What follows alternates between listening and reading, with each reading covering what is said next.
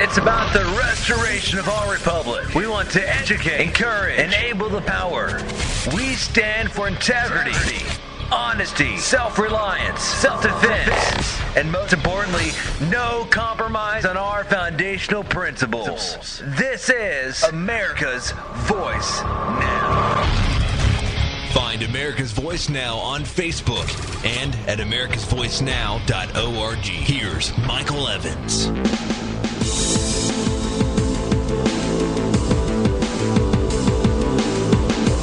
Good morning, America. You're listening to America's Voice right here, right now. Boy, am I glad to be here with you all this morning. Thanks very much for joining with us. I appreciate it. I hope that you're catching us on one of our live feeds.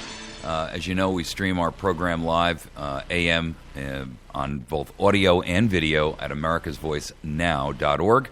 If you can bear to watch me during the program, you're certainly welcome to. If you can't, that's okay. You're certainly welcome to catch us on our Spreaker program and on our podcast feed. And so you can jump onto our website. You can pause the auto play for the audio side, and then you can watch the video side. If not, you can certainly just listen to the audio feed on our Spreaker feed. If you're on Patriot FB, thanks very much for riding with us this morning. I am always glad to see our friends out there. And boy, there's a good group of people over there on that Patriot FB. If you have not yet gone to Patriot FB and joined, I encourage you to. It's kind of like a Facebook for Patriots. And there's some other great radio programs on there, including Resurrect the Republic, Tom Lacavera, right after my program at 10 o'clock he comes on. J.J. McCartney at 2 to 4, and then 9 to 12, Midnight Patriot. So on Tuesday nights, Cowboy Logic is on as well.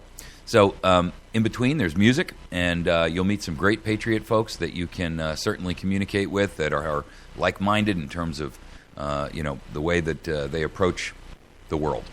So just a little bit of housekeeping. If you have an interest in utilizing our listen line, we have a great way for you to listen to the program. It's radio over telephone. And it is an awesome way that a lot of folks, in fact, I've been getting a lot of email lately from people that are saying, man, I can't believe what a great service that is. Audio Now provides it for us, totally free of charge. And man, I commend those guys for that. It's audionow.com if you're a radio host and you want to do this yourself. And they basically give us a toll-free, or not a toll-free, I'm sorry, it's a toll number. But it is a phone number that they issue to us that is our number alone. And you can call it by dialing 415-325-0725. Now, during the morning, you can listen to the program live, and then anytime after 10 a.m., you can listen to your own version of the radio program at your leisure on your own time. So you can call in at quarter after 10, you can call in at 11:30. It makes no difference. If you're going to be on a long drive, or if you can just dial in on a cell phone. You can call in from a home phone. Makes no difference. It's your own personal playback of the program over your cell phone or your landline phone. So it's a great service. They don't charge us anything for it, and they don't charge you anything for it. So how cool is that? I know there's no such thing as a free lunch, right? They get paid by the carriers. So, but man, congratulations to audionow.com. Audio Now, it's either .com or .org. I apologize, and I'm just drawing a brain freeze. But either way, great service, great program, great people. George out there, thank you. I commend you for your great service, and I am very, very, very grateful. And so are a lot of our listeners. So anyway, we're going to try to tackle 4 different topics this morning. That's our usual playlist, if you will, or mantra. And basically the idea is that we try to take four different topics that are of interest because they're either current issues or current events and or issues of cognizant and importance to the nation. So this morning we're gonna hit on these 4 specifics, and basically here's what they are. There's an article out from the CBO this morning that says it's important that they give advance notice and warning about the coming changes to Social Security. And what you need to know about it is how Social Security has been squandered and stolen from us, and it has been. You know, it's like they cracked the piggy bank and left us with a bunch of IOUs, and the kid goes to go into his piggy bank, you know, and because he needs to be able to buy his first automobile, and he's been saving all of his young life for it, and he finds out that his drunken lout of a father has broken open his piggy bank and stolen all the money and left him with nothing but a bunch of slips of paper in there that says, I owe you. Our second topic this morning is going to be, is minimum wage really good for the nation? And I think this is important because there's a lot of folks out there that are on minimum wage. They have minimum wage jobs, and it's very, very difficult to support and feed a family on that. I absolutely agree. The issue is that there's also a report out that there are about 38% of all the businesses that are out there that are current employers will lay workers off if minimum wage is hiked. And so what initially sounds like a great idea is generally got unintended consequences associated with it. We're going to talk about those. The problem, of course, is that anytime you have a totalitarian or an authoritarian cradle-to-the-grave state, which is dictating what the rules of economy and economics are going to be, you're going to have trouble because, the laws of supply and demand apply irrespective of what government's in charge. And they don't really care about, the whims of government and the political aspirations of the people who are playing the game. Our third topic, a nation of secrets is a nation racing towards tyranny. We're going to talk about the fact that Obama is again taking a vacation, this time under the guise of a state-sponsored trip to China. Problem is she's taking her girls and her mother with her, and they're blocking out the press. Really now? You see, here's the problem. Let 'em eat cake Michelle has made, I'm going to tear her when we get there, but I got to tell you, this is just another in a long line of very expensive vacations taken at taxpayer expense. And when we have a nation that is shrouded in secrecy, and we're going to tie that together with another article or another story that about the NSA and how they want to keep their water usage a secret. I mean, who would care how much water they use?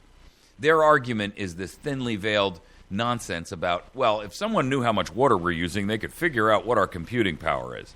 What kind of hyperbolic nonsense is that? I tell you what. The truth is, anytime you've got a government that is destined to keep everything a secret, everything becomes a national secret, and overclassification is the rule of the day. In other words, everything is now classified as a national secret. We are racing towards tyranny, because only with secrets can tyrants operate in the shadows and in the dark. Sunshine, is a disinfectant. And unfortunately, this government has learned the price of sunshine, with individuals like Edward Snowden as an example. But moreover, they have also learned how to put up shade so that they can live in the shadows and in the darkness. The dogs of war do not like the light of day.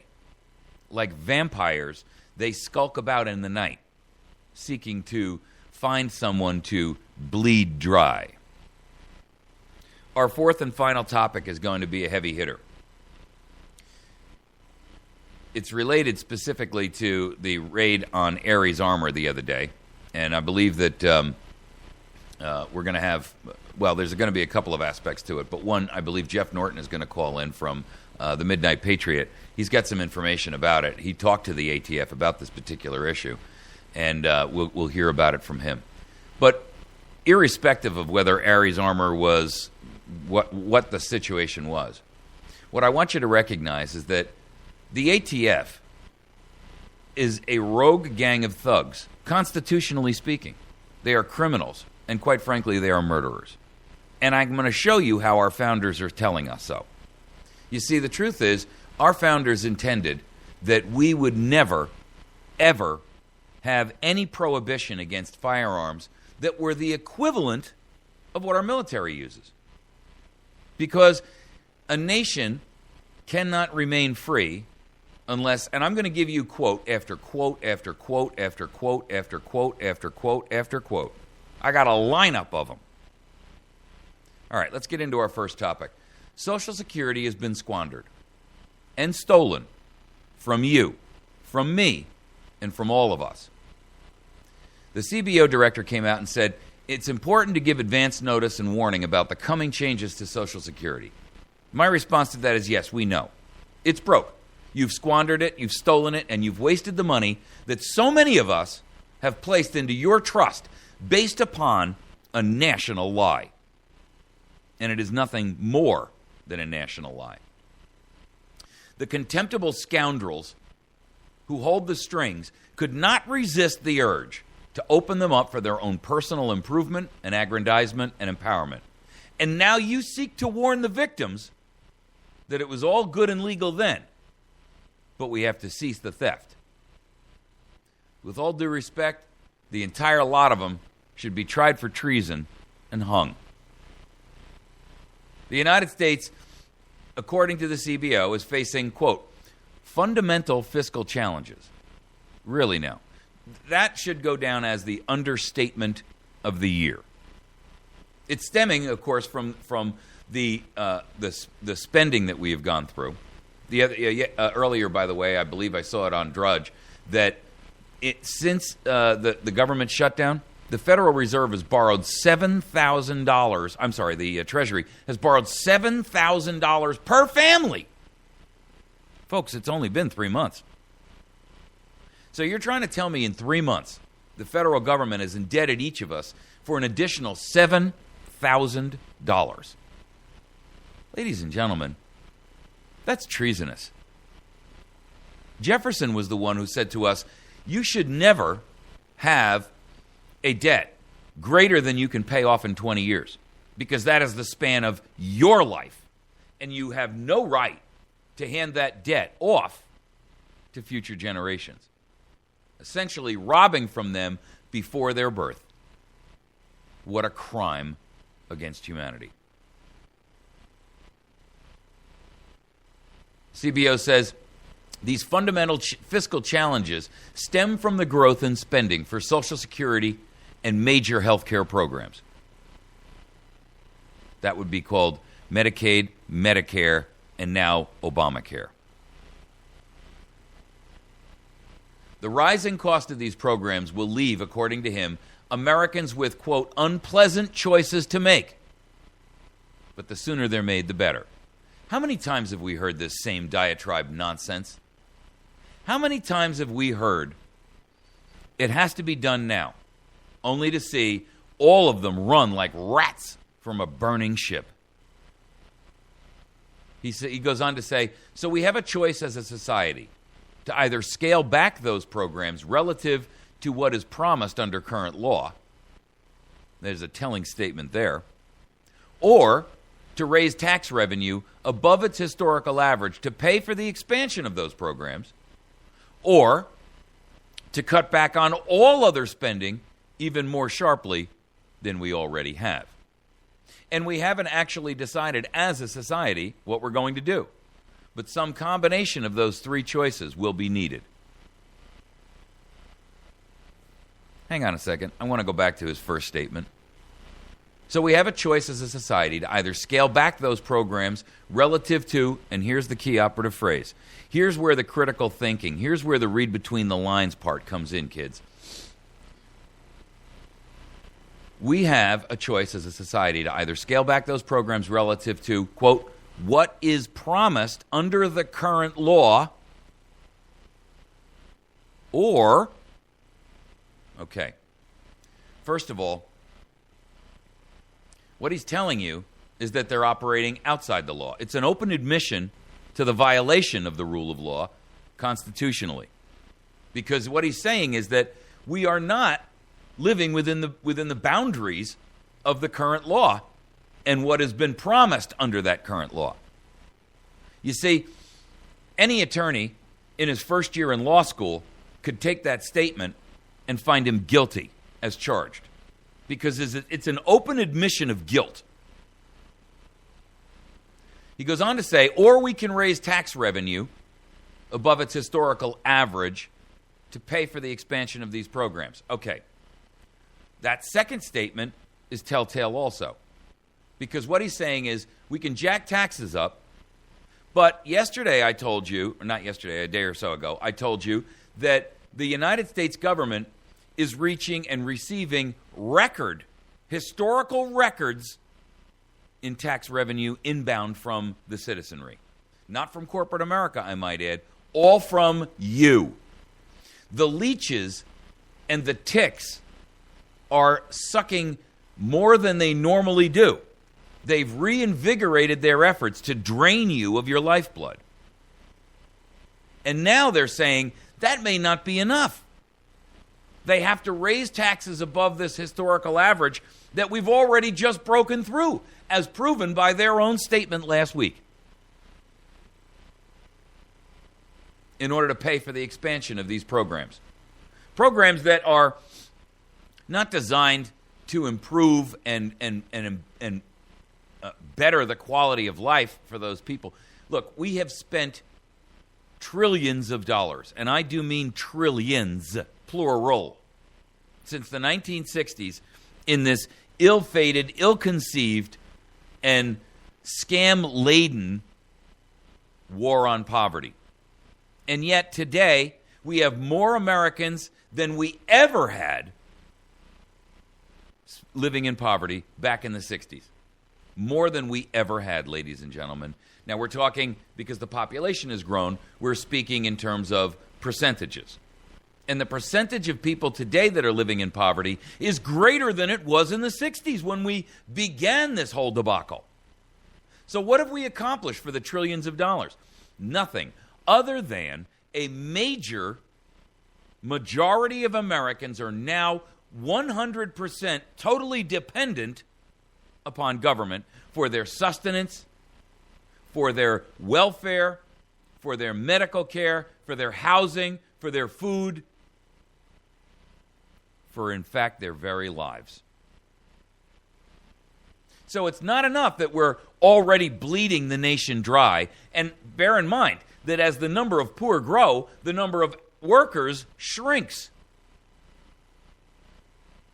And so what you end up with is this calamity where you are constantly squeezing those few who are working for a greater and greater and greater slice of the pie, to redistribute to those that, quite frankly, at this point, have become so indoctrinated with the principle of I'm entitled to it for nothing, and I can sit home at leisure and play video games, or I can sit around and I can squander my time or work a second job and scam the system, and no one will be any the wiser.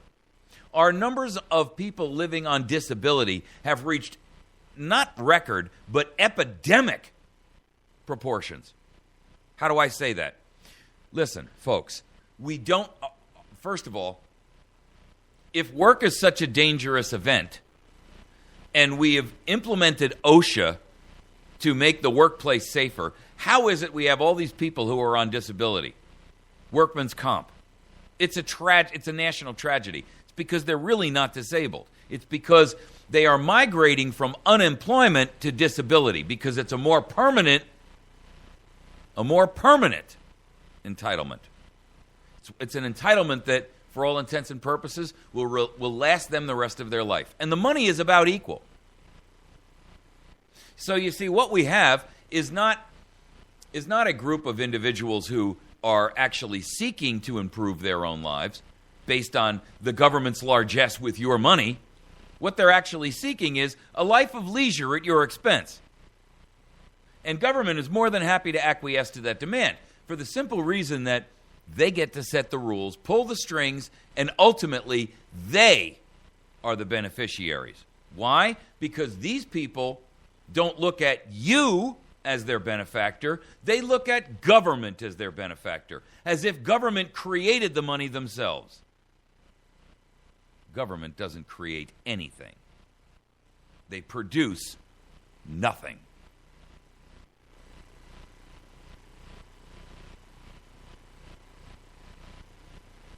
So he goes on to say the third alternative is we could cut back on all our other spending even more sharply than we already have. He then says that we haven't decided as a society, actually, what we're going to do.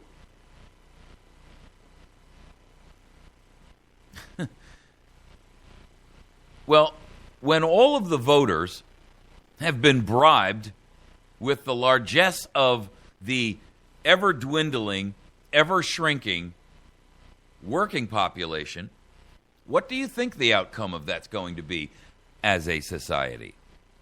You see, the whole principle, folks, of a republic is not that you are that it is there to make everyone's life a life of ease or make us all equal.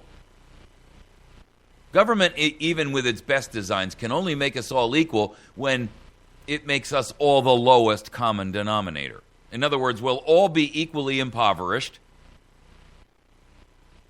Right now, we're in this slip slide where they're trying to drag the non-working, the unable, the hapless, the helpless, the lazy, those who literally, physically, and legitimately cannot work. They're trying to drag them up to the level of the worker, but they're simultaneously drawing the worker down.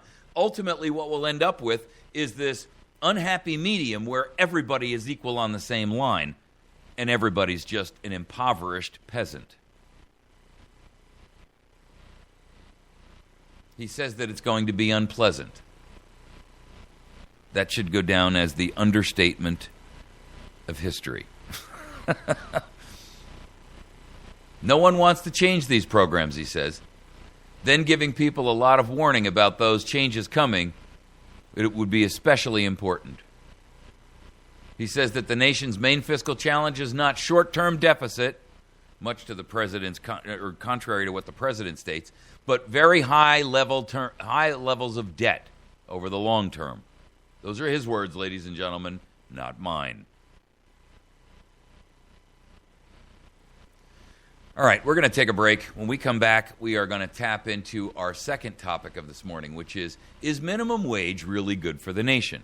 And I use this segment as a secondary segment because it plays directly into this same question, right? It's the same entitlement mentality, except this time you're going to go to the small business, which is for all intents and purposes, the basic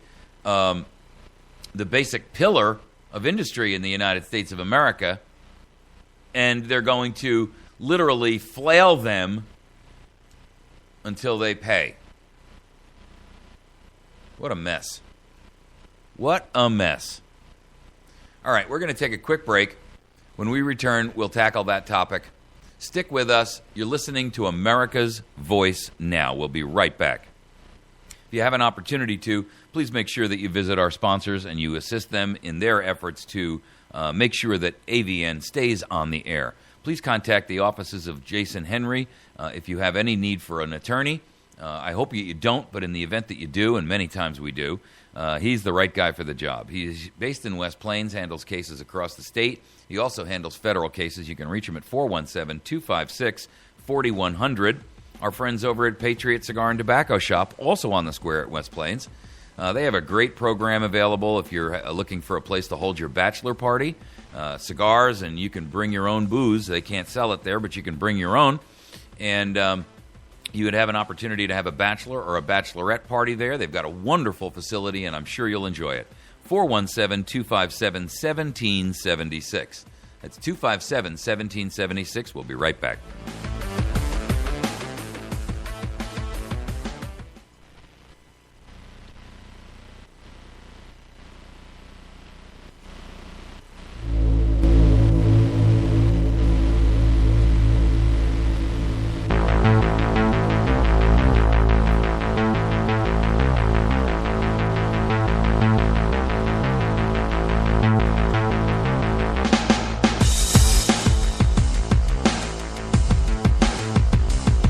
All right.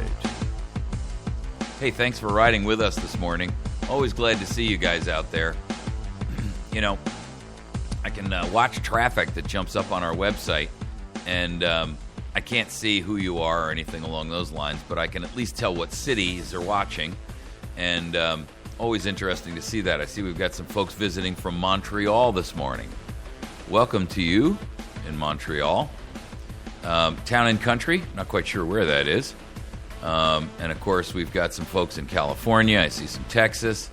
Got some folks in Tuttle. I'm not quite sure where Tuttle is, but that looks like it might be either Oklahoma or northern Texas. Just a blop on a map. You got some folks down there in Florida. See some folks out, looks like it's in North or South Carolina, Michigan area, Chicago area. Good morning to all of you. Glad to have you on board. We're in the second of our 4 segments this morning, excuse me. And in this particular topic, we're going to be talking about, is minimum wage really good for the nation? And this is a follow-up to our last segment about Social Security having been squandered and stolen by these carpetbaggers and these contemptible scoundrels in Washington who have essentially, the analogy I draw is it's like the drunken lout of a father who has raided his kid's piggy bank. The kid has been faithfully dumping his hard-won earnings and change into there in the hopes that one day he'd be able to buy a car, put himself through school, because he knows his drunken father is a waste and is never going to be able to do it for him. And only to find out that, as fast as he can put the money in, the piece of garbage has been taking it out of the bottom, unplugging it, taking the money out, and throwing in nothing but IOUs. Ladies and gentlemen, the people in Congress who have done this to you, the Social Security Trust Fund is what they call it. Trust Fund. I want you to contact anyone who you know in a position of authority in the legal community and say to them, what would happen if you took your attorney trust fund, where you deposit clients' money, and you were to, just borrow some to go out and buy a car? Yeah. He'd be disbarred and he'd end up in prison. The truth is, if we had any courage as a society, we would rise up in massive peaceful civil disobedience. We would march on Washington. We would grab these contemptible scoundrels. We would grab these carpetbaggers, these louts, and we would eject them from our society with a permanent label of dishonorable discharge. We would bar them from ever having public service or public duty again, and we may well exile them from the nation as a whole.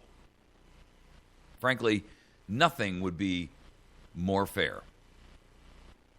Now they want to go out there and say, well, it's not enough that we're receiving record tax revenue. It's not enough that we are invading every aspect of your life, from what kind of light bulb you can burn in your house to what kind of toilet paper you can use to wipe your butt. In fact, we're not worrying about the piddly things like that stupid Bill of Rights you all rely upon.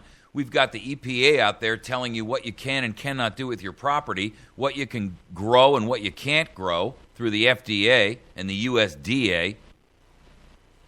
It's not bad enough that they're doing that. Now they're going to go after the actual golden goose itself, small business.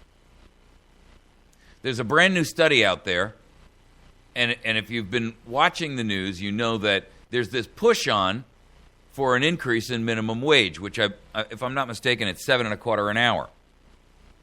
And the president has come out and with another executive dictatorial order that has no constitutional validity nor any right to exist, which, by the way, therefore nullifies his right to exist as president and as a human being, because he's guilty of treason and traitorism.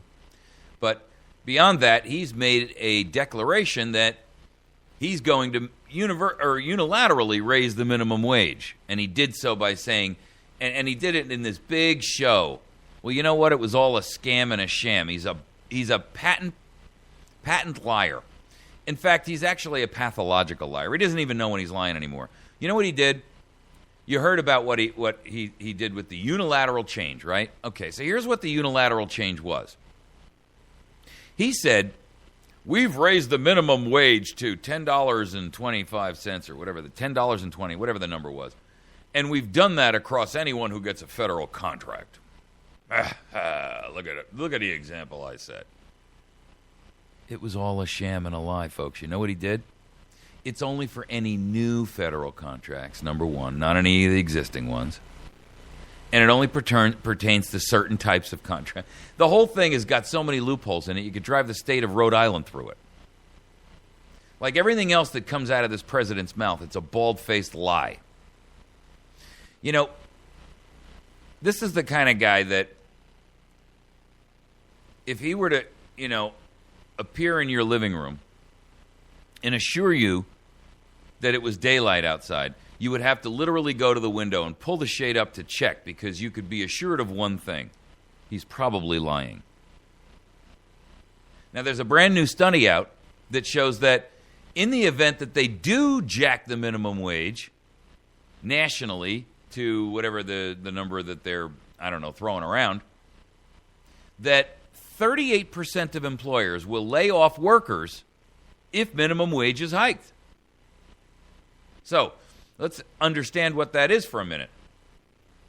38% of employers are going to lay off off the workers that actually survive on the minimum wage. So the theory here is, well, we can get a good political snippet for the news out of this, but we're not going to worry about the fact that 38% of the employers out in the country are going to dump these workers who are actually getting the minimum wage. So what? No wage is better than minimum wage? Is that the theory? I mean, justify that. Explain that. This is a study that has found that 38% of employers will lay workers off if the increase is done as Barack Obama has proposed. I don't even like to use the word president in front of his name because it gives him more credit than he's entitled to. Express Employment Professionals. It's the nation's largest private staffing firm. They surveyed 1,213 different business owners and human resources professionals across the country. And they asked them if they would, what would be the impact if minimum wage was increased. 54% of the survey participants said they would reduce hiring. Really now? 54%, clearly a majority, said that they would, and if you go by the Obama administration's thinking, a 54% is a landslide majority. 54% said that they would reduce hiring, and get this, it gets even worse. 65% said they would it would be even worse than that. They would raise prices on the goods and the services that they provide and produce. So, here's the deal. Not only are 38% of all employers going to start firing people, these same people who live on minimum wage, but out of that, 54% and 65% say not only are they going to fire people, but they're going to raise the price of the products that they sell, which is going to cost the rest of us even more. How do you justify that? How do you rationalize that? I mean, it's insane. I'm not suggesting that people at minimum wage, well, first of all, let's understand something. The real number of people that are actually working at minimum wage is really a very, very small percentage of the overall workforce. What you have to realize is that minimum wage is almost exclusively used for jobs that are, at least prior to Obama's unicorn flatulence utopian fantasy being instituted as we speak. But up until the past, 8 or 10 years, the idea of a minimum wage job was that it was your first job. It was the job that you began with when you had no experience. It was a job working in a fast food restaurant or pumping gas at a gas station or working as a clerk maybe in a local hardware store or, whatever the case may be. It was the job that the 16 or 17, 18, 19, 20-year-old kid took when it was their first job or they were working their way through school.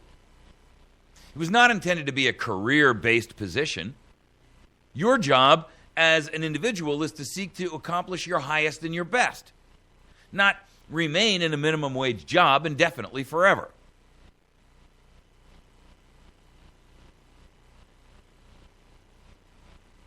Now, for the record, there were 1,213 businesses that were contacted, right? Out of those 1,213, only 213 of those that were surveyed pay their employees minimum wage. The rest of them are already above minimum wage. So 1/5 of all the employers actually pay minimum wage. And out of that 1/5 that pay minimum wage, only a small percentage of those have employees at the minimum wage level, because it isn't long once you've been working there for a little while that you get a little bit of a bump, or maybe a migration to a better position, or maybe an assistant manager or some other role within the company as you begin to find your way. You see, that's the American experience that we all expect.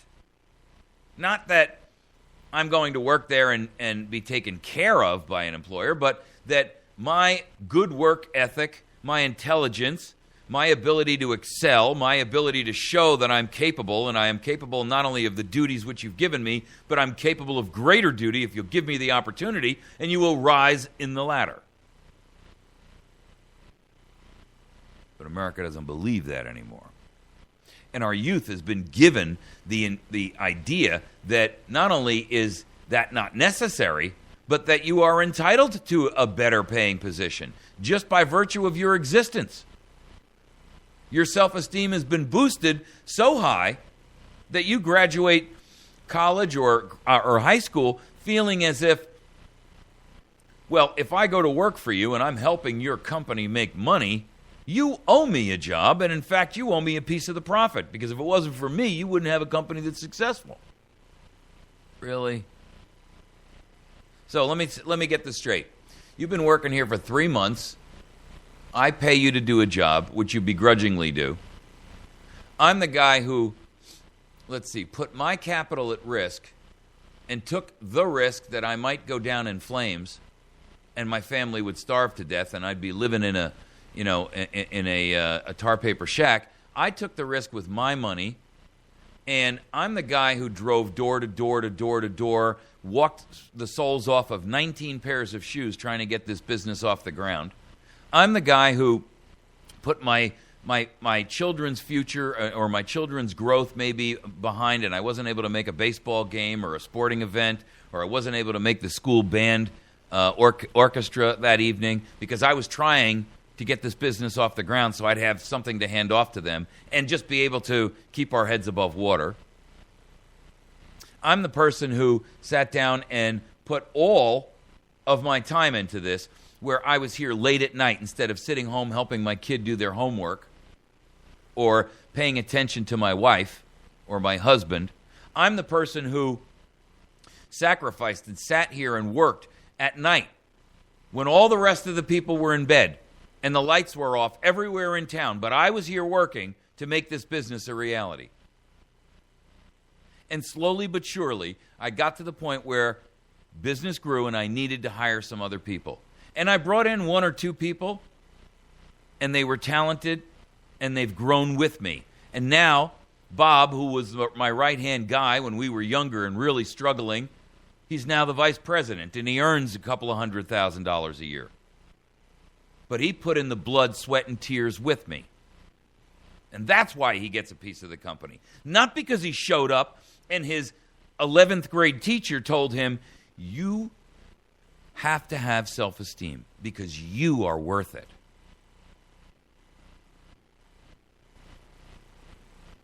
The truth of the matter is, ladies and gentlemen, raising the minimum wage may be it's like a bump to a doper. It's like a guy who has a cocaine problem, or a guy who's got a heroin problem. And, he can't get quite enough because, once is too much and 1,000's never enough. But just give him that bump and he'll be all right for a couple of minutes. But in 10 minutes, he's going to be back. And he needs another bump. The problem is really not with how much money you earn in this country. The problem is with the vast majority of Americans who think that they don't have to work at all and you owe them just because they can fog a mirror. The problem is with our youth, and it's with our parents and our teachers. And our parents and our teachers have utterly, tragically failed our youth. Because they've given them the impression that If they just yell and scream loud enough and stand around with a poster, they'll get what they want. If they whine, if they pound their hands and feet on the ground and throw a temper tantrum long enough and loud enough and hard enough in their $100 sneakers and their $80 blue jeans, they'll get what they want. Tell you what, I live in an area of the country that is very modest in its income. And I know kids and see kids who, in my own community, who I see work very, very hard. And they come in and they don't buy $200 pair of boots or $80 pair of blue jeans. In fact, I know a lot of them actually go to the secondhand store and they buy them off the rack for $2. And they have to pick through them fairly carefully to make sure that the last guy didn't wear out the seat or the knees. And they don't go out and buy a pair of pants that have the knees pre-worn out so that they look slick. And they show up early and they go home late. And there's no clock to punch. But they're working hard at it. They're trying to improve their situation. And it's admirable. Don't misunderstand me. I'm not, I'm not fooled by there's a certain percentage of them who are anything but that. These are the ones who walk around in $100 sneakers, a pair of blue jeans that cost them $100 that somebody spilled battery acid on in China so that they would look cool. The truth of the matter is, they don't have two nickels to rub together. They don't have a pot to piss in or a window to throw it out of. But they're wearing an awful lot of fancy clothes. They're driving a car that's 8 times their net worth with a monthly bill that they're borrowing from mom or dad. They living at home. Whatever excess money they got, they're drinking up or smoking up or snorting up. And these are the ones who, when they do get a job, they work there for the required, 18, 19, or 2 months or whatever the heck it is. And then they suddenly get fired. And they're the first ones to race right down to the work office and say, well, I got fired from that job. I want to file for unemployment. Or they're always looking for a way to be injured on the job or disabled. I see young people in my own community, and I'm talking young people. I'm talking about in their 20s and in their 30s, who I watch them walk into a store and they don't limp. I watch them pick up a box of heavy stuff, no sweat, and they're on disability. And it makes me ill. And then I see people who truly are disabled but are unwilling to sacrifice their own self-respect and integrity and their honor. Or they just think, you know what? I can get along without it. I can do this little thing here and I can make a little bit more than I'd get from them, so I'd rather have the little bit more and have my pride. The truth is, I don't care how you couch it. This whole argument here about whether or not unemployment is needed or necessary, I'm sorry, not unemployment, but a minimum wage increase is needed or necessary, is irrelevant. Because it's sitting there and it's like saying, the real problem here is that you're not eating. No, the real problem here is that you've got cancer and you can't eat because you've got your stomach rotting away. You see, you want to treat the symptom and you want to give them, an antacid. But that's not the problem. The problem is that they've got cancer and it's untreated and their stomach is literally rotting away. They're not losing weight because they're not eating. They're losing weight because they can't eat.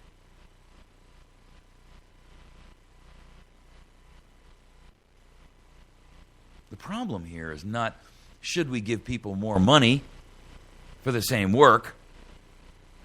The problem is that no one in this country anymore seems to have a belief that a work ethic is necessary. And so they stand around with a poster that says, gimme, gimme, gimme, more, more, more. An old song from James Taylor that's got a line similar to that.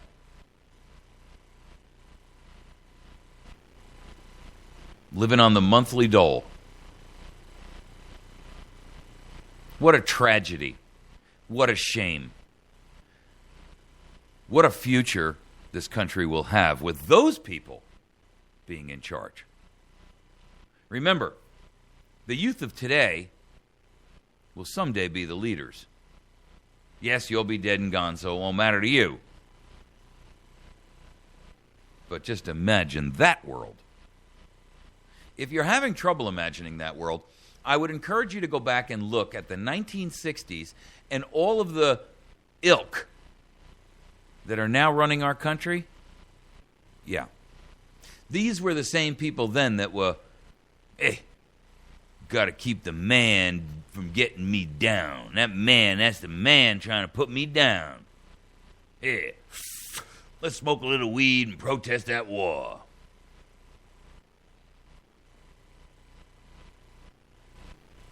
Those same people are now running our country. And that's why we're in the trouble we're in. Hello? All right. We're going to take a break. When we come back, we're going to tackle our third topic. A nation of secrets is a nation racing towards tyranny. We'll be back in just a minute. If you would be so kind as to make sure that you patronize our sponsors, these are the folks that keep us on the air. I would encourage you to participate with them, patronize them, visit their places, call them up, talk with them.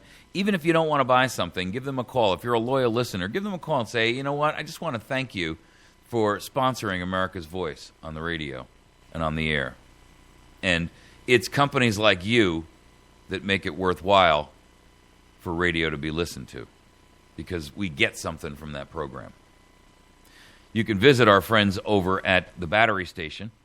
You can get to them on the web. You can go to batterystation.com. They ship nationwide. They have probably the broadest selection of products in the arena that for survival products, battery products, electronic products, prepping. I mean, it's unbelievable. A lot of that's not on their website. You may have to call to find out. And you can do that by calling them at 417-257-7799. Now, if you're in the local community, remember that Battery Station runs our America's Voice Now food co-op, where you can get bulk food at wholesale prices. In other words, 50-pound bags of grain or salt, sugar, flour, rice, all kinds of products. They have organic and non-organic. And you can buy it in bulk at wholesale prices. It doesn't cost you 1 penny. It is a free service to you. There's no sign-up fee. There's no monthly membership dues, none of that. This is just Battery Station and Kevin and his wife, two true American patriots, doing what they can for their community. So when you go to the Battery Station at 303 Washington Avenue, just go in and say, can I please see the co-op catalog Mike told me about on the radio? Just ask them for the co-op catalog. They'll know exactly what you mean. While you're there, swing by Pizza. While you're in town, swing by Pizza Hut on Porter Wagoner Boulevard. Tuesdays and Thursdays are reduced lunch prices, $5 only. Tuesday night, kids night, children under 12 eat free. Make sure that you swing by there on Porter Wagoner Boulevard. It's Pizza Hut. Our friends over at Wits End Classic Barbershop, where you can get a great haircut for $10. And he does that cool old-style hot lather shave with a straight razor, hot towel, the whole 9 yards. Jason's a great young man and a great patriot. You will not be disappointed. We'll be back in just a minute. You're listening to America's Voice Now.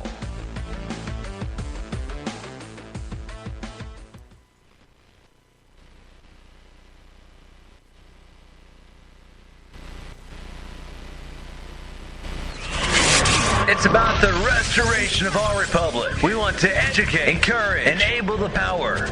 We stand for integrity, honesty, self-reliance, self-defense, and most importantly, no compromise on our foundational principles. This is America's Voice Now. Find America's Voice Now on Facebook and at americasvoicenow.org. Here's Michael Evans.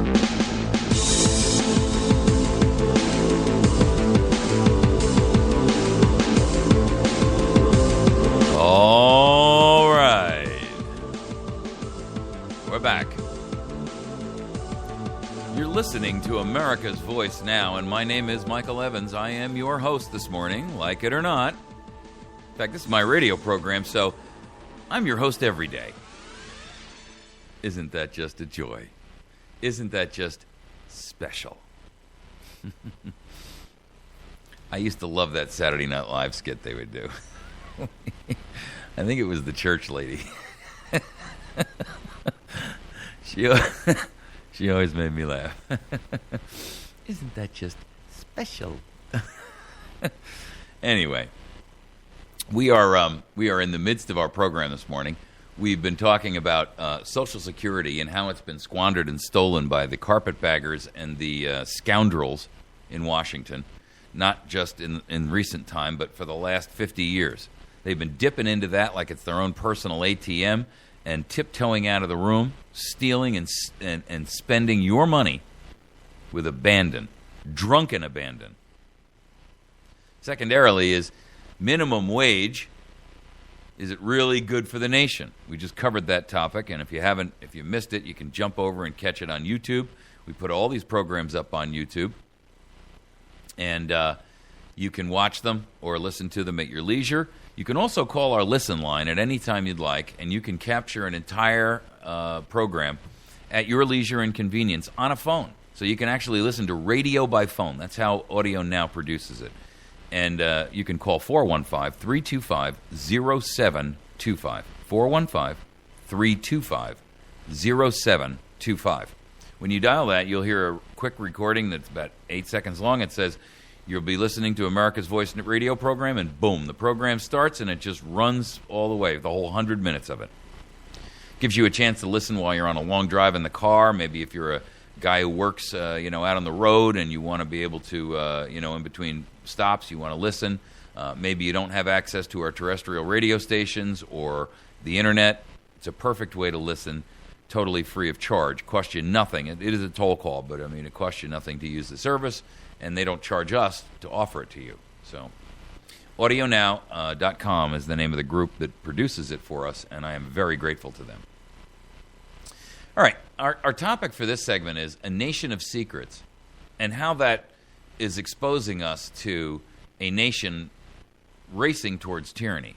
The reason I say that is because anytime you have a nation that is working and operating in secrecy, you have, one, the table is set for easy abuse. And because the old adage of power corrupts and absolute power corrupts absolutely, and the more you get, the more corrupt you become, lives and thrives and feeds on secrecy. Like a cancer feeds on sugar, tyranny feeds on secrecy. Now, I posted an article up on our Facebook page and our website and Patriot FB page this morning. The article is from Wired Enterprise. Wired magazine. Wired, by the way, is a great magazine. I really like what they do, and I like the way they couch their. They're just a great organization, and they cover the gamut. They try not to get too political, but they don't ignore political realities, and they don't couch it and try to cover it up and make it sweet and nice and all that. They're definitely they definitely tell it like it is. Anyway, the topic for this article from Wired magazine is, why does the NSA want to keep its water usage a secret? And, it's true. What is the big deal? Everything is a secret now, right? We're going to talk about why Michelle Obama's vacation is a secret in just a moment, too. A national security agency has many secrets, but here's a new one. The agency is refusing to say how much water it's pumping into the brand new data center it operates in Bluffdale, Utah. According to the NSA, its water usage is a matter of national security. The agency made the argument in a letter that they sent to officials in Utah, who were considering whether or not to release the data to the Salt Lake Tribune. Back in May, the Tribune reported that Tribune reporter Nate Carlisle had asked for local records relating to the data center in a Freedom of Information Act, but when he got his files a few months later, the water usage data was redacted, blacked out.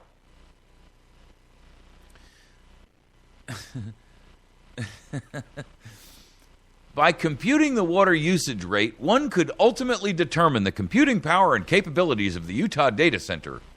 That's the NSA's Associate Director for Policy and Records. I mean, come on, guys. Armed with this information, one could then deduce how much intelligence NSA is collecting and maintaining. That is such a bogus pile of nonsense garbage. That's like sitting there and saying, based on how much data, right, your computer has used, that they can tell exactly what you're looking at. Well, they can't unless they look at the actual stream. But just sitting there and noting that, Bob used 2 gigabytes of data on his DSL connection doesn't give them any idea of what you used that 2 gigabytes for. You might have used it to get 1 million emails. You might have used it to watch 2 movies. You might have used it to send some photographs to grandma and gotten 500,000 emails. I mean, it's absurd. The point is this.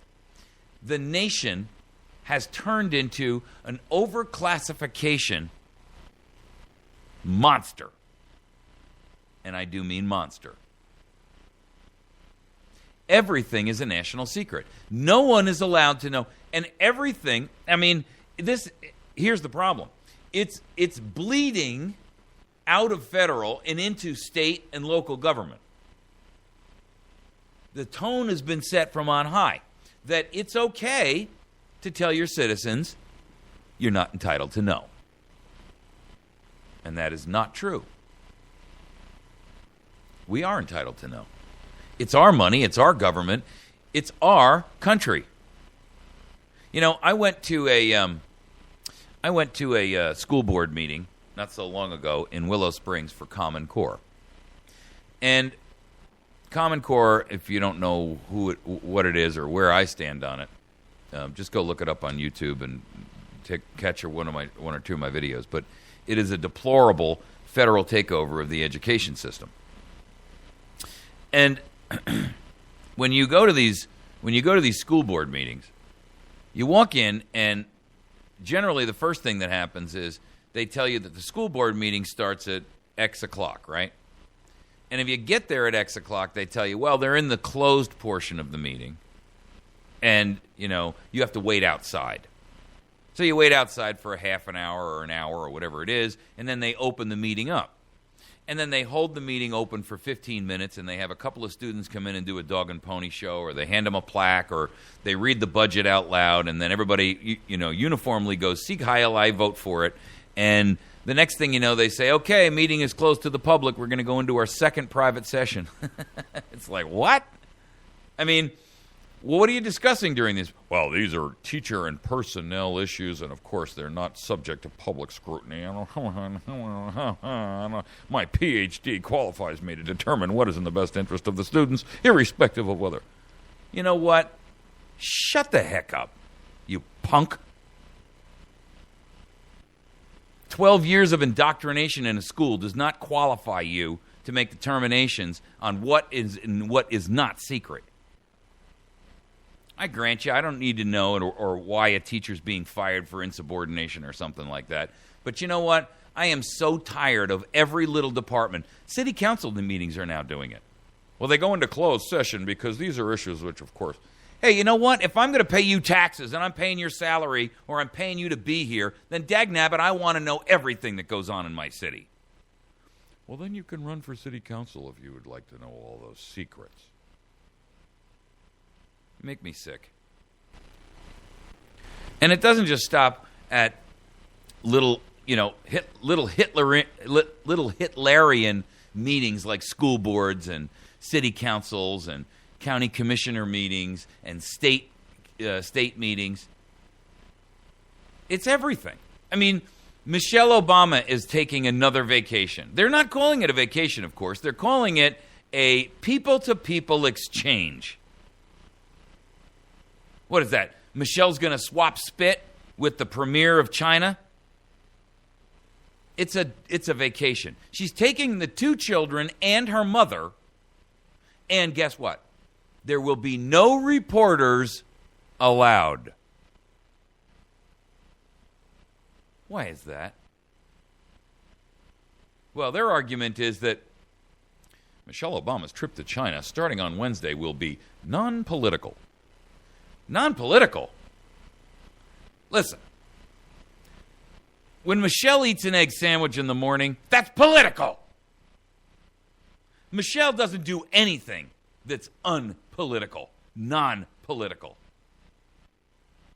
In fact, neither of the Obamas does. And you see, here's the problem. With this government, it's all about labeling.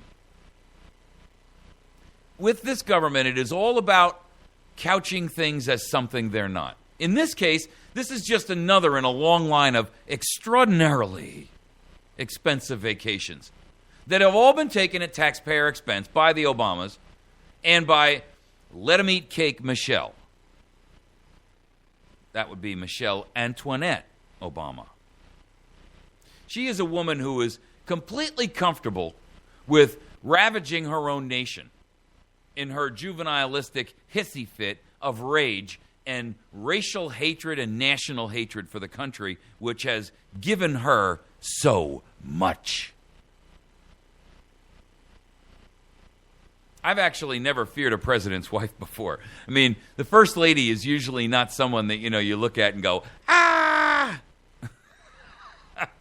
You don't hold up the crucifix crossed fingers like as if it's a vampire. Until Michelle. Because this one has a seething hatred for her own nation and her people. Oh, I'm sorry. Not for the black people, because she doesn't consider the white people her people. There is probably no one who is more exemplifies the face of reverse racism than Michelle. She is a scavenging opportunist, and she is seething with hatred for this country. And she is a national thief of our resources at her very best. There's no reason for a secret rendezvous in China other than the fact that it's a national security issue. She's going on a person-to-person, my foot. People-to-people, excuse me. I want to use the right language. A people-to-people exchange, which emphasizes the importance that both nations place on education. Please. The New York Times says, as if to underscore the point, no reporters are traveling with the First Lady, and she does not plan to give interviews while there. The White House is defending the First Lady bringing her family along for the ride by saying it's what the Chinese would want. You're kidding me. I tell you what the Chinese would want. The Chinese would like nothing more than for Michelle and Barack to come over there and do a little apology dance. Their excuse is Tina Chen, Ms. Obama's chief of staff, and a first-generation Chinese-American. Oh, stop right there. She's not Chinese-American then. I don't care if she's first-generation or 10th generation. She is an American who happens to be Chinese. Michelle Antoinette. Anyway, they say that Tina Chen, Ms. Obama's chief of staff, and a first-generation Chinese-American, said a multi-generational visit would be appreciated by the Chinese, who value tradition. Listen, folks, if this doesn't make you laugh, belly laugh, at the hypocrisy and the absolute sheer audacity, arrogance, and hubris of this piece of human garbage, nothing should.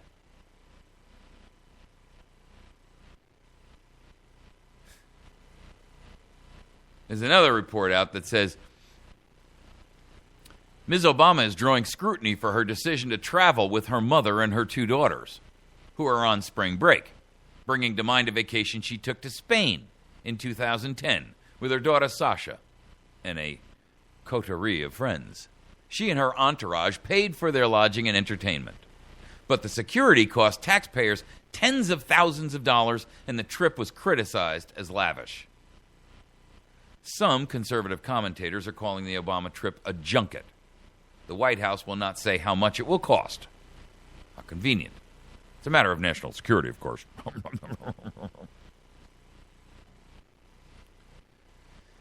See, when everything is a matter of national security, folks, you are living in a world of tyranny. When your Freedom of Information Act request is blocked or just ignored, I present to you the EPA.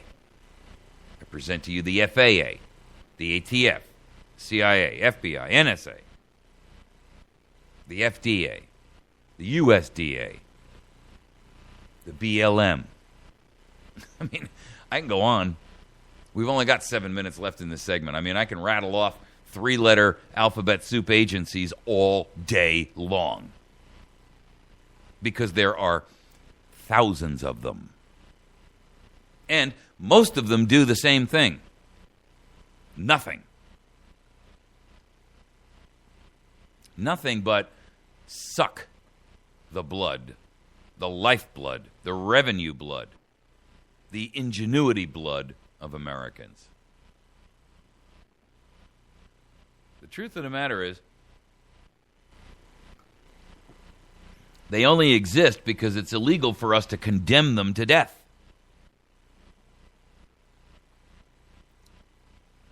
Not a single agency in this nation, with the exception of 2, has a right to its existence. Not 1. 2. That's it. They are Border Patrol and Commerce. Both of those are specifically given delineated duties and obligations and limitations under the Constitution.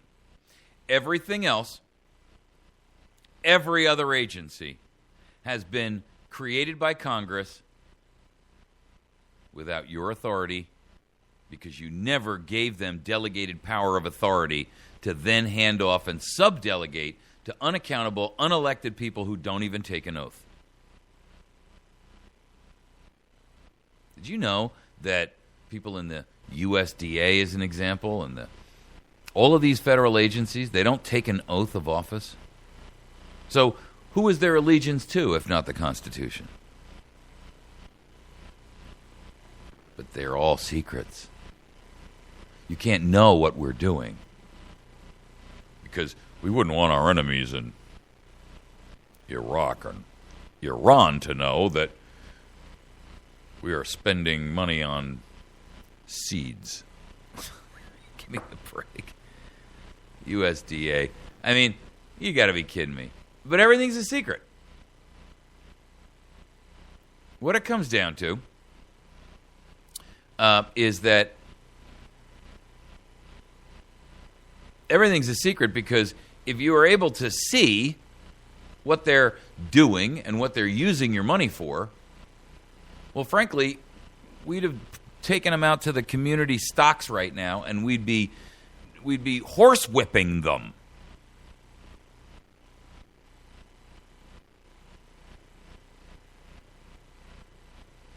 You know, I mean, I'm giving the example, and I'm going to delve off on this for a minute, because this is an important story.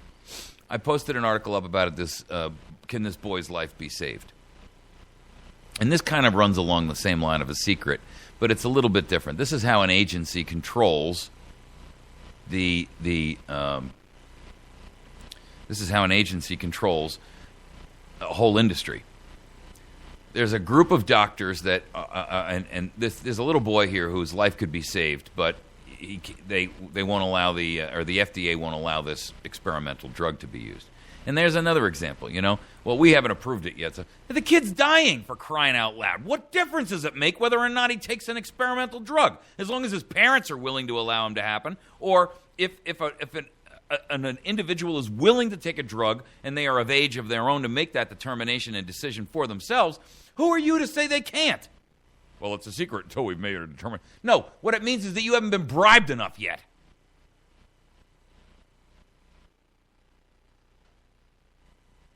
Why don't we know what the healthcare law numbers look like? Well, it's a secret. What's a secret? You're bragging about how many people have created an account, but you won't tell us how many have actually bought something. Why is that a secret? How do you justify that with national security? You don't. You justify that with tyranny. That's the only way you can justify that.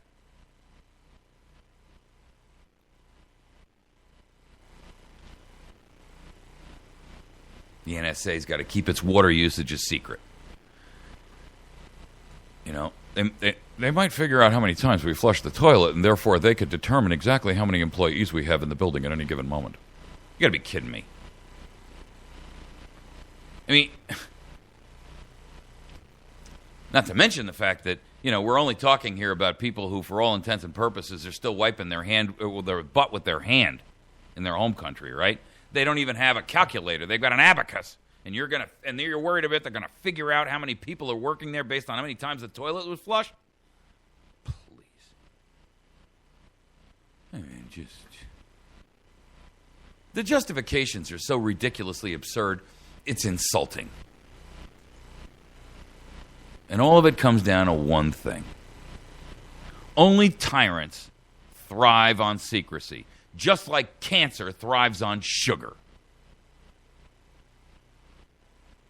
We're going to take a quick break. When we come back, we're going to tackle our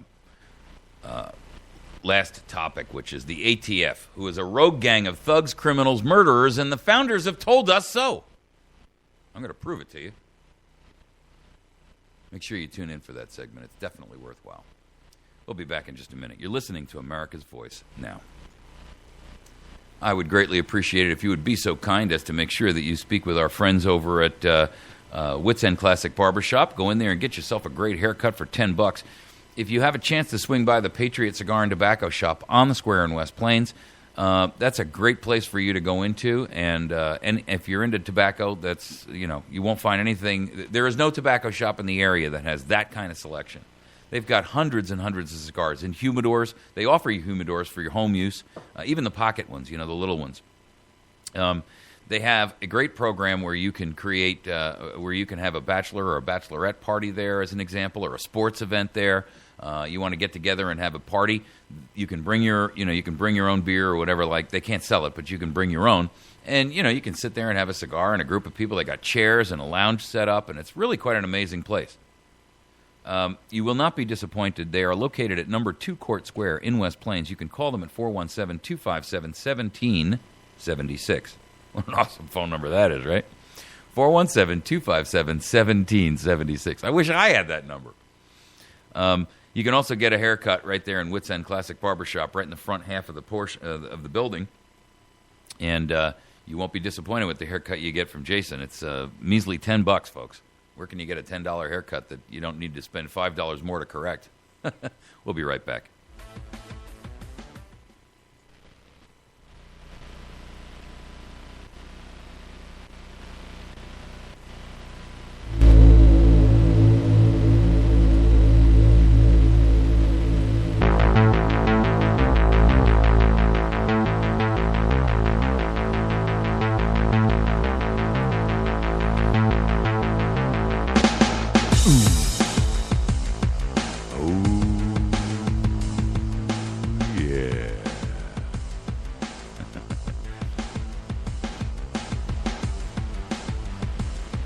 Every time I talk into this microphone that was lent to me by a listener, he calls me up one day, and I was saying, we're trying to build a studio here, and if anybody got any equipment that they're, that is studio quality stuff, lighting or anything along those lines, please donate to us. We could use the equipment, and we can't afford it.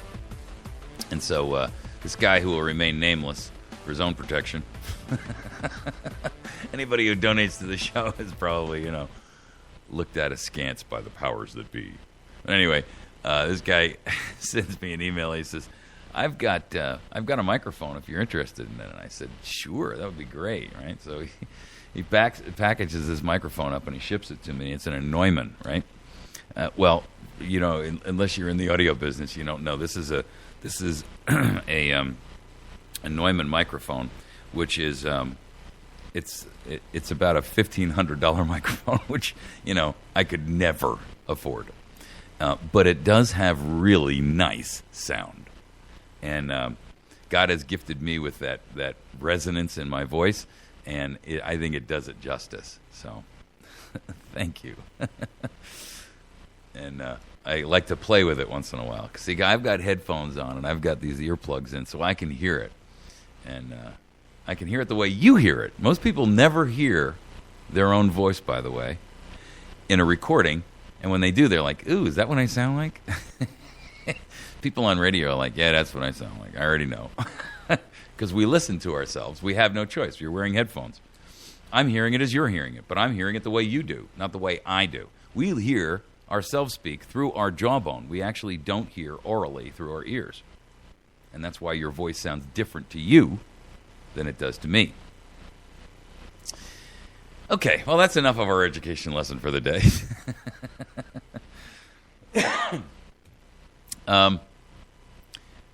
This topic this morning is a serious one. And I meant it to be serious. Because the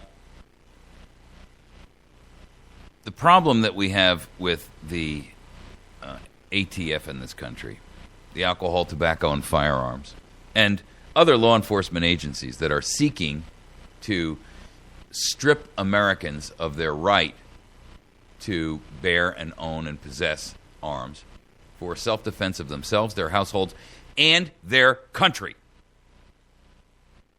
was certainly outlined to us by our founders as to why these people are wrong, how they have violated the Constitution, how they have violated the laws of God, the laws of nature, and, quite frankly, the way they raid places and half the time, this is law enforcement out of control, right? Along with lots and lots and lots of SWAT groups. These groups, they kick in your door and they raid it, and they raid it at gunpoint, and then, the guy who has no idea why they're there, all he just sees is, somebody in black kicking in his door. He goes to grab a gun and defend himself, and pow, they kill him. And then, of course, they're justified because, he was a threat to the police officer's life or ATF agent. A bunch of crap. Well, last week they raided Aries Armor Gun Shop. Despite the fact that Aries Armor had gone to the courts and gotten a restraining order prohibiting them from doing exactly that. And what they were really after was not so much the guns. Aries makes, for the record, just so you understand, and I'll set the story up, Aries makes a lower to make an AR-15. And they make it where it's completed only 80%.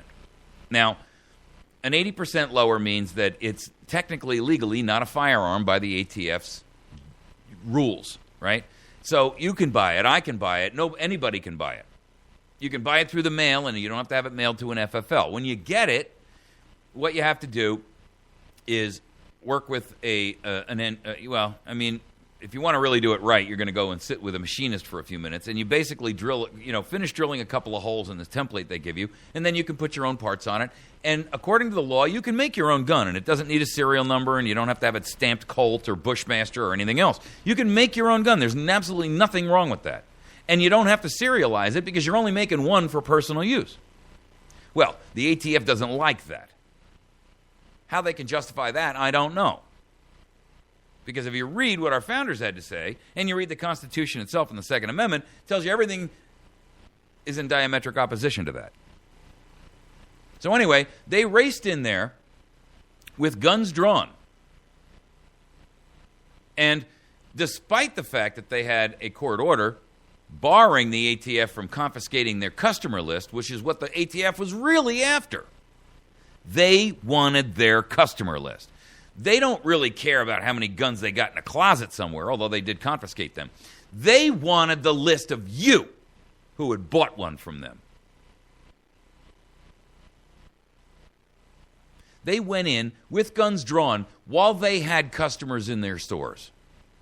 And that, ladies and gentlemen, is completely and utterly inexcusable. That is beyond. I mean, look, if they really wanted that, they could have waited there at 7 o'clock in the morning until the guy walked up to unlock the door and then approached him and said, you know, we're here. Here's our badge. We're Joe and Schmo from ATF, and we're here to take the guns and get your customer list. But to go in after the business is open, when there's customers in there with weapons drawn, racing in, that is wrong. They put innocent civilians who had no idea what was going on in harm's way. Not from anything other than their own agents who may say, oh, I thought the guy was reaching for a gun, and blow away a civilian standing there, just in there shopping, looking to buy a buttstock or something.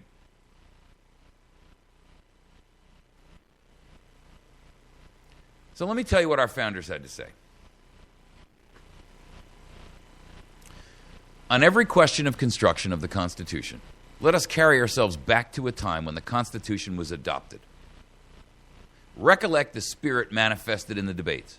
And instead of trying what meaning may be squeezed out of the text or invented against it, conform to the probable one in which it was passed.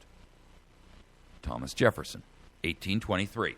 So what he's saying there is, instead of taking artistic creative license with what the founders wrote and saying, well, what we think they really meant was, go back and read what they had to say, take it in the light that it was meant to be taken, in other words, as the most probable meaning, and if you still have a question, then go back to look at their writings and what their intentional writings were. And that, ladies and gentlemen, are everywhere. It's called the Federalist Papers, the Anti-Federalist Papers, the personal writings of Adams, and the personal writings of Jefferson and Madison, Washington.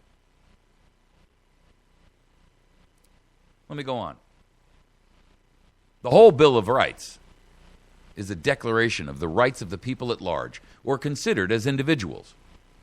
It establishes some rights of the individual as unalienable, and which consequently no majority has a right to deprive them of. Albert Gallatin, New York Historical Society, 1789. The right of the people to keep and bear arms has been recognized by the general government, but the best security of that right, after all, is the military spirit, that taste for martial exercises, which has always distinguished the free citizens of these states. Such men form the best barrier to the liberties of America. The Gazette of the United States of America, October 1789. No free man shall ever be debarred the use of arms. Thomas Jefferson. The right of the people to keep and bear arms shall not be infringed. A well-regulated militia composed of the body of the people, trained to arms, is the best and most natural defense of a free country. James Madison, 1789. A militia, when properly formed, are in fact the people themselves, and include all men capable of bearing arms. Richard Henry Lee, 1788. What, sir, is the use of a militia? It is to prevent the establishment of a standing army, the bane of liberty.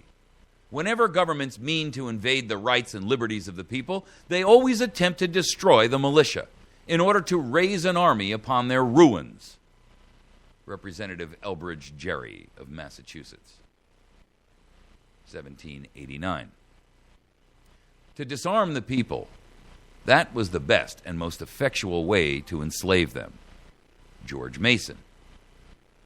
Americans have the right and advantage of being armed, unlike the citizens of other countries whose governments are afraid to trust the people with arms. James Madison. The ultimate authority resides in the people alone. James Madison, Federalist Paper number 46. Before a standing army can rule, can rule. The people must be disarmed. If they are as they are in almost every kingdom of Europe. The supreme power in America cannot enforce unjust laws by the sword, because the whole body of the people are armed and constitute a force superior to any bands of regular troops that can be, on any pretense, raised in the United States. Noah Webster, 1787. If raised, whether they could subdue a nation of freemen who know how to prize liberty and who have arms in their hands? Delegate Sedgwick during the Massachusetts Convention, 1888. But if circumstances should at any time oblige the government to form an army of any magnitude, that army can never be formidable to the liberties of the people, while there is a large body of citizens, little, if at all, inferior to them in discipline and use of arms, who stand ready to defend their rights. Alexander Hamilton, Federalist, 29. Besides the advantage of being armed, which the Americans possess over the people of almost every other nation, notwithstanding the military establishments in the several kingdoms of Europe, which are carried as far as the public resources will bear, the governments are afraid to trust the people with arms. James Madison, Federalist Paper number 46. As civil rulers, not having their duty to the people before them, any attempt to tyrannize, and as the military forces which must be occasionally raised to defend our country, might pervert their power to the injury of their fellow citizens, the people are confirmed by the article in their right to keep and bear their private arms. Trench Cox remarks on the first part of the amendments to the Federal Constitution, 1789. Congress has no power to disarm the militia. Their swords and every other terrible implement of the soldier are the birthright of an American. The unlimited power of the sword is not in the hands of either the federal or state government, but where I trust in God it will ever remain, in the hands of people. Trench Cox, 1788. Did you hear his first sentence? Congress has no power to disarm the militia. The birthright of an American, every American. Not some redefined variant of the word militia. Moving on. The prohibition in general. The prohibition is general. No clause in the Constitution could, by any rule of construction, be conceived to give to Congress a power to disarm the people. Such a flagrant attempt could only be made under some general pretense by a state legislature. But if in any blind pursuit of inordinate power either should attempt it, this amendment may be appealed to as a restraint on both.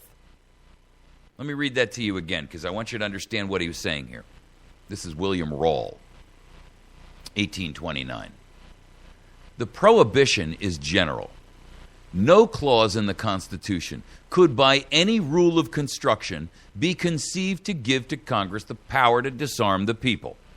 In other words, no matter how you cut and dice it, no matter how you try to rationalize it in a court, you cannot change the construction of this, and construction is a legal word, to be conceived to give Congress any power to disarm the people.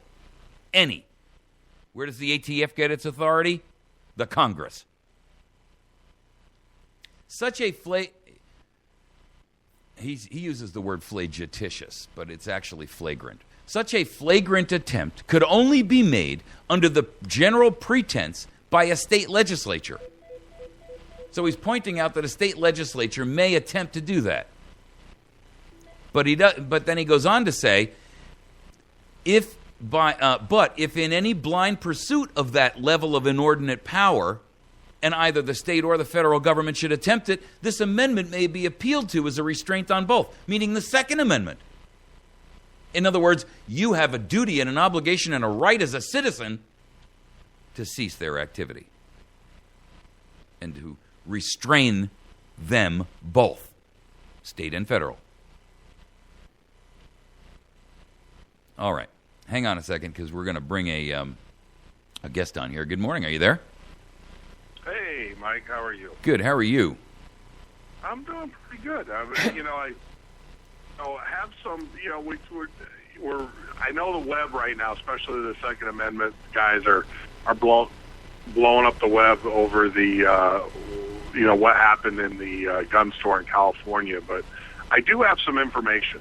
Okay. By the way, let me just set the tone for this, because for the record, guys, this is Jeff Norton from the Midnight Patriot Show. His show comes on from 9 to midnight right here on Patriot FB and also on Patriot FB Radio. And if you would like to listen to that, you certainly can. It's patriotfb.com/radio, or you can go to Jeff's to patriotfb.com, sign up there, and Jeff's show plays live just like mine does every night. Go ahead, Jeff. I'm sorry. So you have some information on this ATF issue.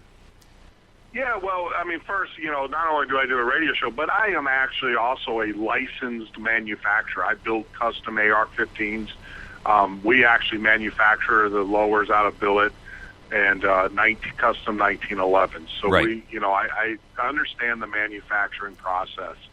And one of the things that, when the story broke last week, we started talking about it. I reached out to the ATF here, being a manufacturer, and I'm like, well, what did they do?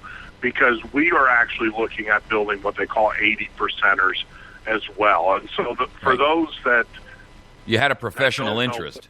That's right. I have, exactly, because, these laws are convoluted. When you become a dealer, it's crazy. I mean, or even a manufacturer, there's a whole set of rules and regs, and you're constantly on the phone with the ATF, right? Asking them about this or that. So we reached out to them and asked them. So all right, so what did they do wrong?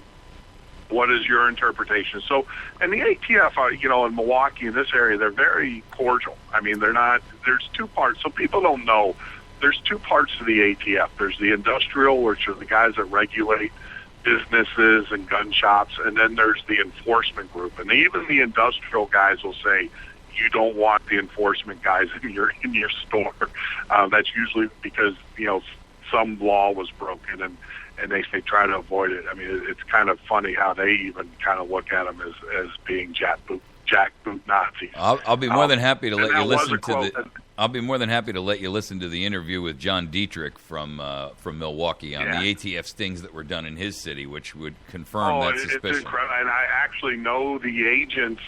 I actually personally know two of the agents that were involved in that, and it's just crazy. And I don't want to get out of it because I don't want to get into that, but I actually know one of the agents, and the truth is not being told, and it's eventually going to come out in court, and there's a lot of it. It's crazy what transpired there. But I want to get back to this point here.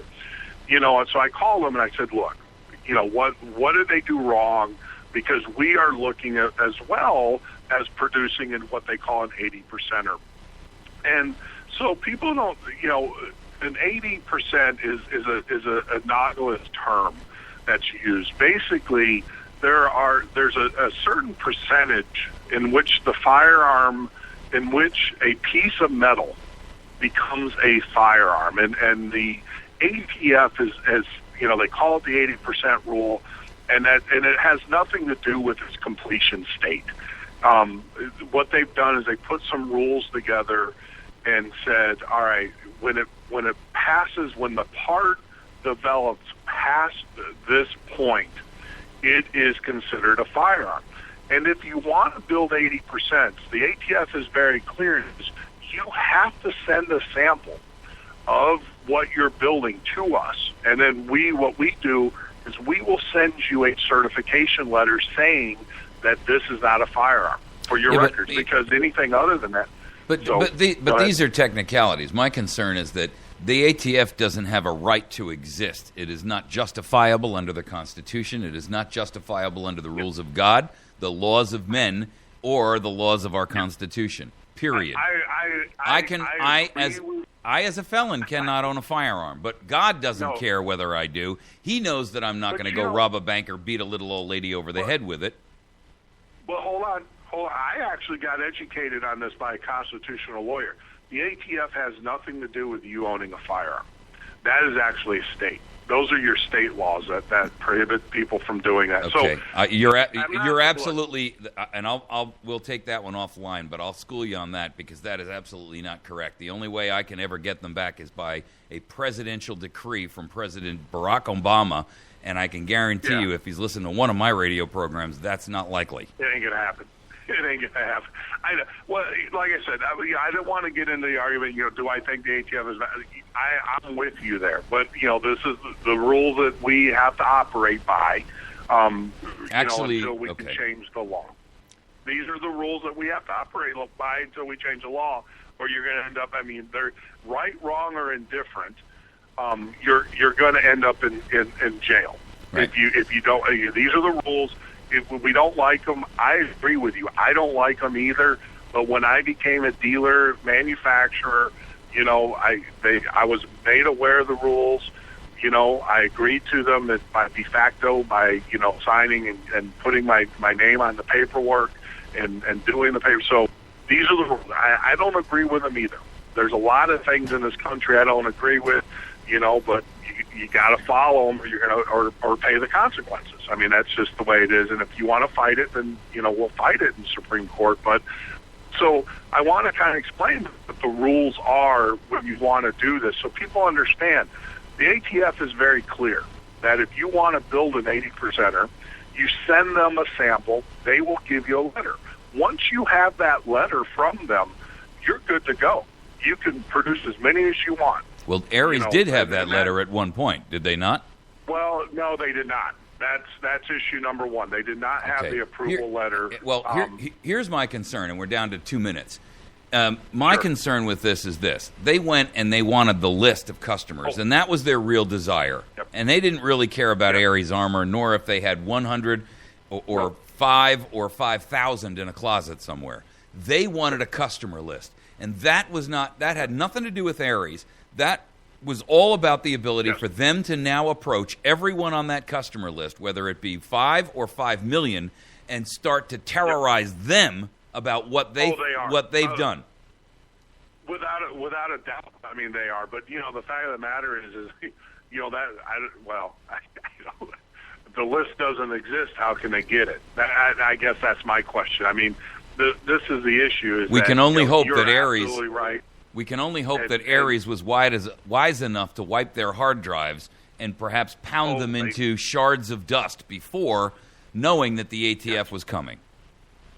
Let's hope they did that. But, bear in mind that they can go back and they can yank their banking records, and they can go out and subpoena those banking records and find everyone who used a credit card or a PayPal account to do it. So, there's something to be said for... look at what they did with the guy that was selling gold. They went back to him, and went to all his customers. I'm just saying is that there's specific rules, and these guys broke the rules. There's no doubt about it. Now, the argument of should the customers pay, well, technically, what the customers got were firearms by definition, by legal. And I'm not, saying those are the law. You got to follow it, or you're going to go to jail. These customers got firearms in the ATF. What I'm upset about in all of this is the judge. We're getting wiped out. There is a gray area. The judge gave the order not to do anything until it worked. But the ATF ignored it. Now, I am upset about that. Like any American should be, because all right. I don't feel it's good. I'm sorry. We're getting cut off by a hard break here, and I can't change it because this is the end of our program, ladies and gentlemen.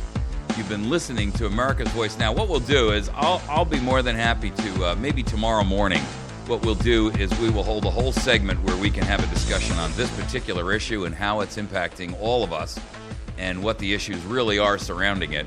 I would certainly like to argue the point more that I don't care what the rules are. Laws made by tyrants are null and void on their face. Period. All right. We're wrapping for the day. It's America's Voice Now. Goodbye. Have a great day.